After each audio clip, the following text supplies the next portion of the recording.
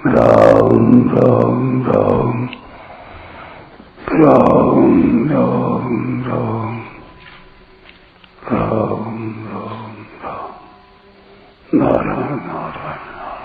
संबंध।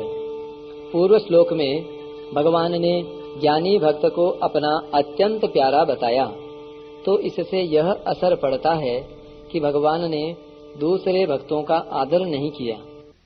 इसलिए भगवान आगे के 18वें श्लोक में कहते हैं,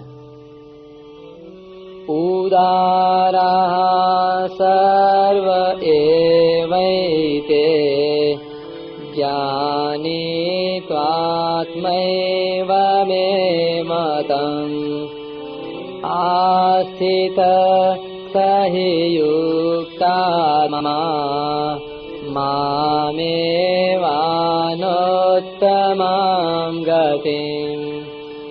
पहले कहे हुए सब के सब भक्त बड़े उदार हैं, श्रेष्ठ भाव वाले हैं, परंतु ज्ञानी तो यानी प्रेमी तो मेरा स्वरूप ही है, ऐसा मेरा मत है।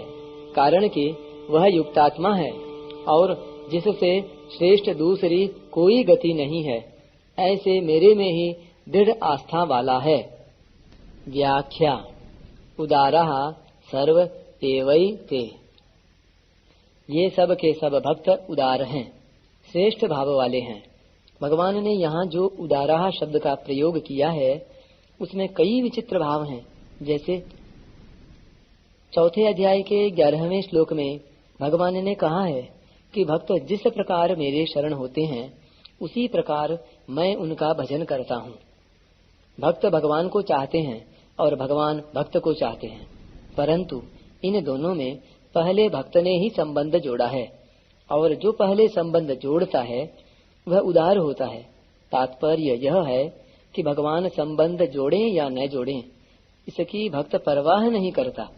वह तो अपनी तरफ से पहले संबंध जोड़ता है और अपने को समर्पित करता है, इसलिए वह उदार है। देवताओं के भक्त सकाम भाव से विधि पूर्वक यज्ञ, दान, तप आदि कर्म करते हैं, तो देवताओं को उनकी कामना के अनुसार वह चीज देनी ही पड़ती है, क्योंकि देवता लोग उनका हित अहित नहीं देखते। परंतु भगवान का भक्त अगर भगवान से कोई चीज मांगता है तो भगवान अगर उचित समझें तो वह चीज दे देते हैं, अर्थात देने से उसकी भक्ति बढ़ती हो तो दे देते हैं, और भक्ति न बढ़ती हो, संसार में फंसावट होती हो तो नहीं देते। कारण कि भगवान परम पिता हैं और परम हितैषी हैं। तात्पर्य यह हुआ कि अपनी कामना की पूर्ति हो अथवा न हो तो भी वे भगवान का ही भजन करते हैं, भगवान के भजन को नहीं छोड़ते। यह उनकी उदारता ही है। संसार के भोग और रुपए पैसे प्रत्यक्ष सुखदायी दिखते हैं, और भगवान के भजन में प्रत्यक्ष जल्दी सुख नहीं दिखता। फिर भी संसार के प्रत्यक्ष सुख को छोड़कर, अर्थात भोग भोगने और संग्रह करने की लालसा को छोड़कर भगवान का भजन करते हैं। यह उनकी उदारता ही है। भगवान के दरबार में मांगने वालों को भी उदार कहा जाता है। यही दरबार दीन को आदर रीति सदा चली आई। अर्थात कोई कुछ मांगता है, कोई धन चाहता है, कोई दुख दूर करना चाहता है, ऐसे मांगने वाले भक्तों को भी भगवान उदार कहते हैं। यह भगवान की विशेष उदारता ही है। भक्तों का लौकिक पारलौकिक कामना पूर्ति के लिए अन्य की तरफ किंचन मात्र भी भाव नहीं जाता। वे केवल भगवान से ही कामना पूर्ति चाहते हैं। भक्तों का यह अनन्य भाव ही उनकी उदारता है। ज्ञानी त्वात्मैव मे मतम्, यहाँ तू पद से ज्ञानी अर्थात प्रेमी भक्त की विलक्षणता बताई है कि दूसरे भक्त तो उदार हैं ही, पर ज्ञानी को उदार क्यों कहें? वह तो मेरा स्वरूप ही है। स्वरूप में किसी निमित्त से, किसी कारण विशेष से प्रियता नहीं होती, प्रत्युत अपना स्वरूप होने से स्वतः स्वाभाविक प्रियता होती है। प्रेम में प्रेमी अपने आप को प्रेमास्पद पर न्योछावर कर देता है, अर्थात प्रेमी अपनी सत्ता अलग नहीं मानता। ऐसे ही प्रेमास्पद भी स्वयं प्रेमी पर न्योछावर हो जाते हैं। उनको इस प्रेमाद्वैत की विलक्षण अनुभूति होती है।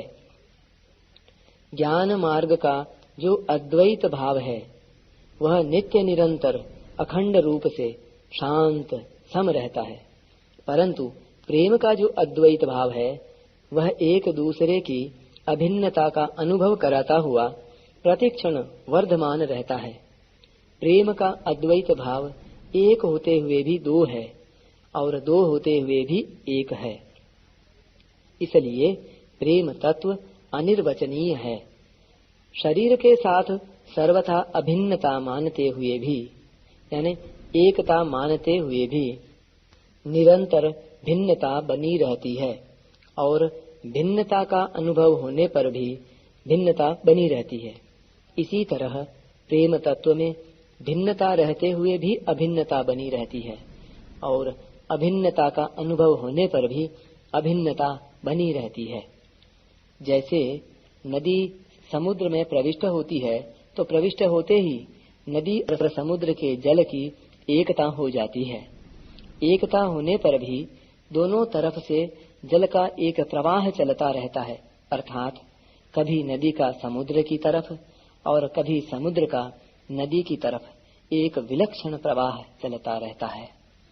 ऐसे ही प्रेमी का प्रेमास्पद की तरफ और प्रेमास्पद का प्रेमी की तरफ प्रेम का एक विलक्षण प्रवाह चलता रहता है। उनका नित्य योग में वियोग और वियोग में नित्य योग, इस प्रकार प्रेम की एक विलक्षण लीला अनंत रूप से अनंत काल तक चलती रहती है। उसमें कौन प्रेमास्पद है और कौन प्रेमी है इसका ख्याल नहीं रहता। वहाँ दोनों ही प्रेमास्पद हैं और दोनों ही प्रेमी हैं। यही ज्ञानी त्वात्मैव मे मतम पदों का तात्पर्य है। आस्थितः स ही युक्तात्मा मामेवानुत्तमाम गतिम, क्योंकि जिसमें उत्तम गति कोई हो ही नहीं सकती, ऐसे सर्वोपरि मेरे में ही उसकी श्रद्धा, विश्वास और दृढ़ आस्था है। तात्पर्य है कि उसकी वृत्ति किसी अनुकूल प्रतिकूल परिस्थिति को लेकर मेरे से हटती नहीं, प्रत्युत एक मेरे में ही लगी रहती है। केवल भगवान ही मेरे हैं।